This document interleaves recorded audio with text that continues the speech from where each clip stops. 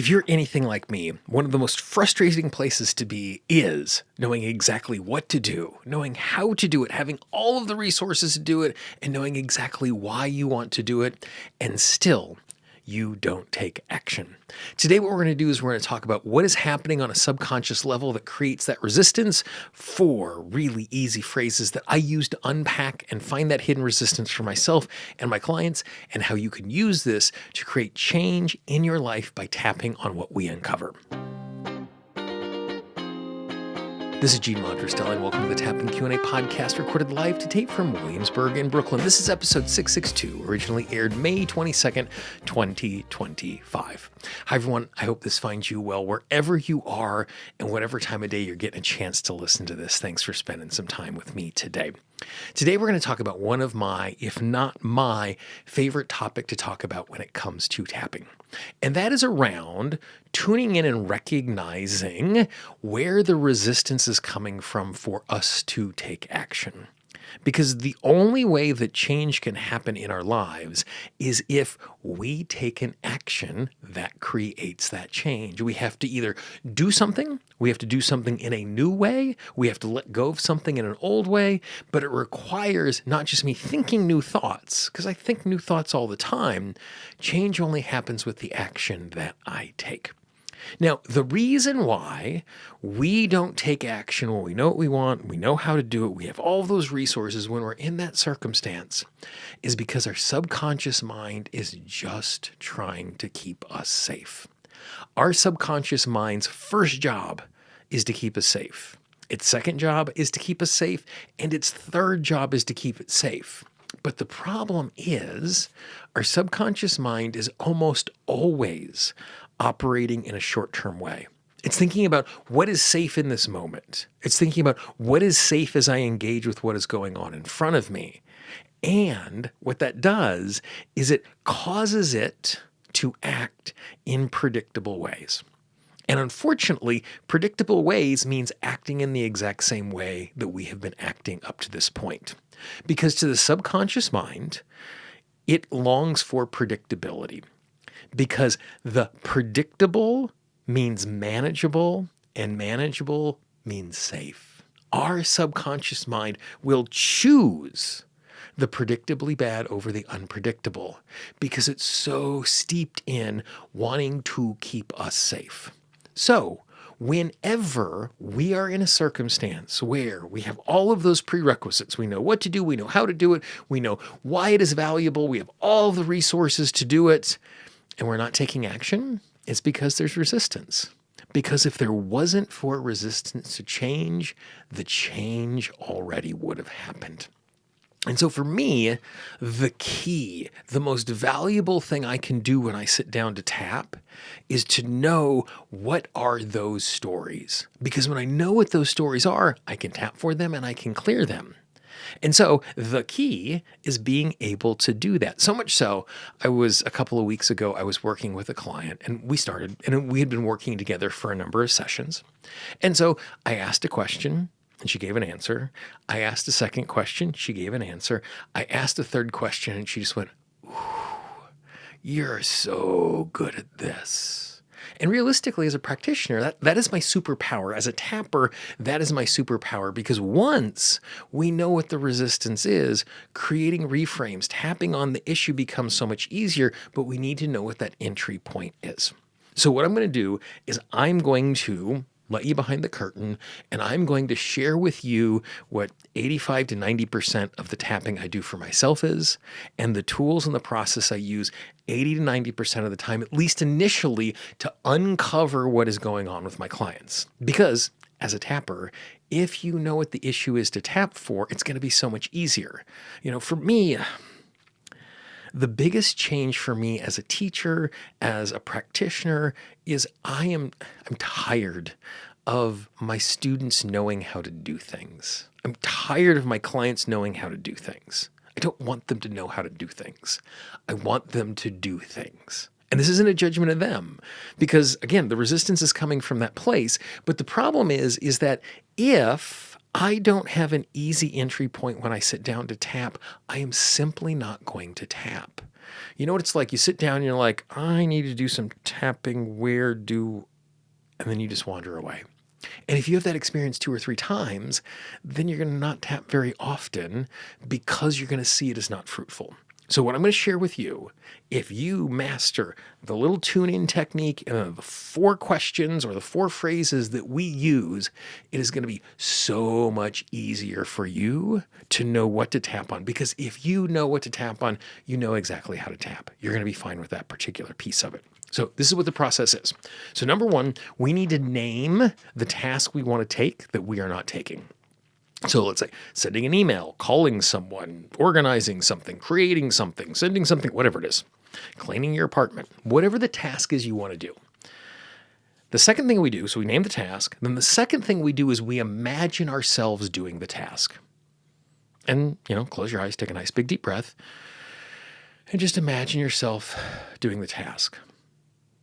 So we've named the task, we've imagined doing it. Now, the third thing that we're going to do is we're going to notice the resistance we feel in our body. And that resistance could be something that is physically inside of the body, a tight throat, butterflies in the stomach, tension in the solar plexus, heaviness in the shoulders. It could be something outside of the body. So it could feel like a wall that is in front of you, or reins on a horse pulling you back. It could feel like sludge that you're trying to walk through.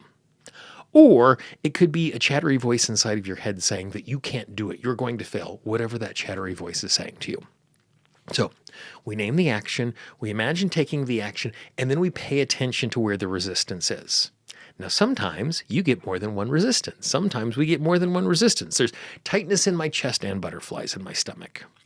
If you're in a circumstance where you have more than one resistances, just ask yourself, I don't know the answer to this question, but if I did, which resistance should I start with? Now, the reality is it doesn't matter which one you start with, but by having some information, or if you ask that question and there is no answer, just pick one of them. Again, there is no wrong entry point. Just enter in. So we have named the task, we've pretended we're doing the task, we found the resistance in our body. So now you know where it is. Now, this is where the secret sauce comes from.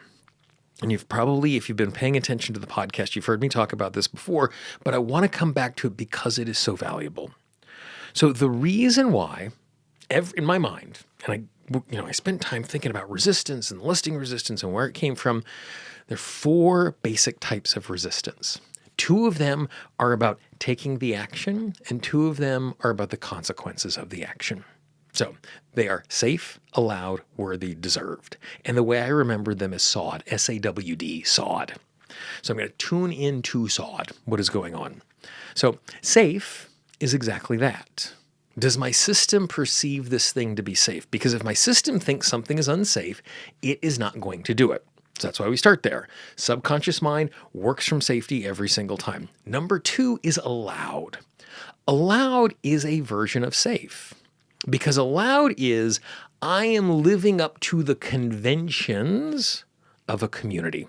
That could be my family, it could be my church, it could be my town, it could be what I think humans are supposed to do. I feel like I'm allowed or I feel like I'm not allowed to do something, because if I do something I'm not allowed, then I'm going to be judged, then I'm going to be pushed outside of the tribe, then it becomes dangerous. So it's a narrow version of safety. So we have safe, we have allowed, and the last 2 are worthy and deserve. Now, for me, those are actually different things. You don't have to agree with my definitions, but just hear me out in how I talk about this stuff. So worthy is about birthright. It's about what I am made for. Where deserving is about transaction, where I get something in return for what is going on. So I'm worthy of self-love because I'm made for it. I deserve to be paid for my work. Now, it is possible that I can feel worthy of something without feeling deserving of it. I am worthy of success because I'm a human that's made for success, but I don't deserve success because I squandered the opportunities in the past. And so what we want to do is we want to look through both of those lenses. So we have this SAWD protocol, safe, allowed, worthy, deserve. So the way that we now engage with this is like this. Again, name a task. Imagine myself doing the task. Tune into the resistance. Now, as I tune into the resistance, I'm going to have the resistance complete the sentence. And I know that sounds weird, but our intellectual mind isn't always going to engage with this in a useful way because we're thinking, and sometimes I can think of an answer that isn't the right answer, but it makes sense. So what I want to do is I want to get the information from my subconscious mind. So by giving voice to that resistance, I have created a half a step of disassociation so that my system is getting a chance to speak the truth. I'm not trying to figure out what that truth is. So I now have resistance. So let's pretend that the task I want to do is I want to clean my apartment, and I haven't done it for days and days and weeks and weeks and weeks. So I imagine the resistance in the middle of my chest. I tune into doing it, and there's tightness here. So then I just imagine the tightness completing the sentence. It is not safe for me to complete this task because. It is not safe for me to clean my apartment because. And then I just sit and I listen. And then I write down everything that comes up. And then I sit and I listen. And I see what else comes up and I write it down. Then I take another nice big deep breath. It is not safe for me to clean my apartment because. And again, I wait for things to come up. Now, it might seem silly. It might seem like a waste of time to go through that same phrase over and over again. But for me, when I am sitting down to tap, I am greedy. I want to have all of the tapping phrases. I want to have all of the underlying causes. Not that I have to do something about every single one of them, but by being aware of them, it gives me so many more entry points. So we've now done it for safe. And it's easy to tell where we're going from here. I do the exact same thing. I tune in. I tune back into that resistance, and I just say, I am not allowed to clean my apartment because. And just sit and wait. I am not allowed to clean my apartment because. Jot down everything that comes up. Now, there might be nothing there, and that's okay. And if there's nothing there, there is nothing there. We just let it move on. And then we continue to the third and the fourth. I am not worthy of cleaning my apartment because. I am not worthy, and in this case, we're also going to lean into the consequence.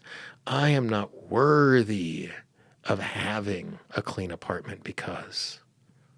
And we sit, we write, we sit, we write. And then we do it one more time. I do not deserve to clean my apartment because. Pay attention to what comes up. I am not worthy to have a clean apartment because. And pay attention to what comes up. Now you'll notice in doing this, we haven't started tapping yet. Now, if you wanted to, you could be tapping while doing this entire process. But for me, tapping during the process is really useful. But for me, the task of figuring out what to tap on and then how I tap for it can be separate events. So you could go through this process. You could come up with a list of all these sorts of things and then come back tomorrow and do the tapping. Come back this weekend when you have more time to do the tapping, but it's a chance to unearth what is going on. And so once you have this list, I don't want you to be overwhelmed because you now have 14 different things to tap on because they're all connected, because they're all about the exact same thing, cleaning your apartment. And so by doing that, what it does is it puts you into a position that makes it so much easier for you to sit down and tap. Because you're not sitting down going, oh, what do I need to tap on? You're sitting down and you're going, these are the things I need to tap on. Trusting my intuition, what's the one I should tap on first? Sit down with the list and just tap. I'm going to spend some time tapping with this list, and I trust myself in the process that I'm going to find my way to the right issue to start with because I realize there isn't really a right issue. It's amazing how liberating that is. And all of a sudden, it's going to make it easier for you to tap. And because it's easier for you to tap, you're going to get better results. And because you get better results, you're more likely to tap. That's all I do all day long is I just go through that process with myself and my clients. Imagine the action you want to take. Name the resistance, where it is in the body. Ask the resistance to complete the sentences. safe, allowed, worthy, deserve, write them down, write them down, write them down, and then you just go after them and you tap. And by doing that, you are going to be shocked. You're going to be amazed at how much transformation you create with that simple process. Now, if you would like a much deeper dive into this particular tool set and a much deeper dive in how to apply that to all of the things that you are doing with your tapping, I would love for you to come and join us in the Tapping Mastery Academy. In the Tapping Mastery Academy, in addition to 2 hours of training every single month on a different topic, this month what we talked about was how do we add muscle testing to our tapping. Next month, we're going to be spending a whole bunch of time on financial abundance and limiting beliefs that we have about our finances in our life. So every single month, you either learn a new technique or you learn a new approach to a topic, applying ideas like this. So every time you sit down to tap, you know where to start, because it doesn't matter how much you know how to tap. The way that change is going to happen is by actually doing the tapping. I know that sounds so obvious, but the easier we make it for us to tap. And so that's the reason why I created the Tapping Mastery Academy. It makes it so easy for you to do that. All you need to do is go to tappingqanda.com/TMA for more information on how you can get access to those classes. I didn't mention, we also do 6 hours of question and answer on Zoom where we tap every single month with an absolutely amazing community. It is such an amazing investment for you to get more out of your tapping and for you to create more transformation in your life. Again, tappingqanda.com/TMA. TMA stands for Tapping Mastery Academy. Now, if you know someone in your life who would appreciate something exactly like this, I would encourage you to pass this along. Don't spam your inbox, but you might know 1 or 2 people who could really use this.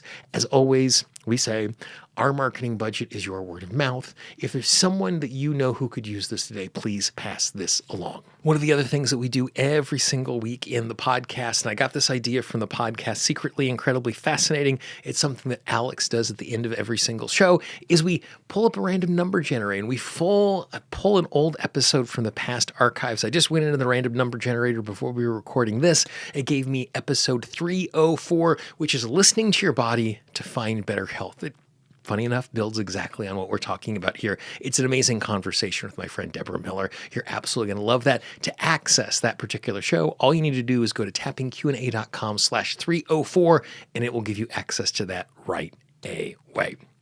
As you look at the screen right now, you can see the entire podcast archive. There are 661 other episodes that are waiting there for you. Click on that, dive in, and I look forward to talking with you and tapping with you again real soon. Bye-bye.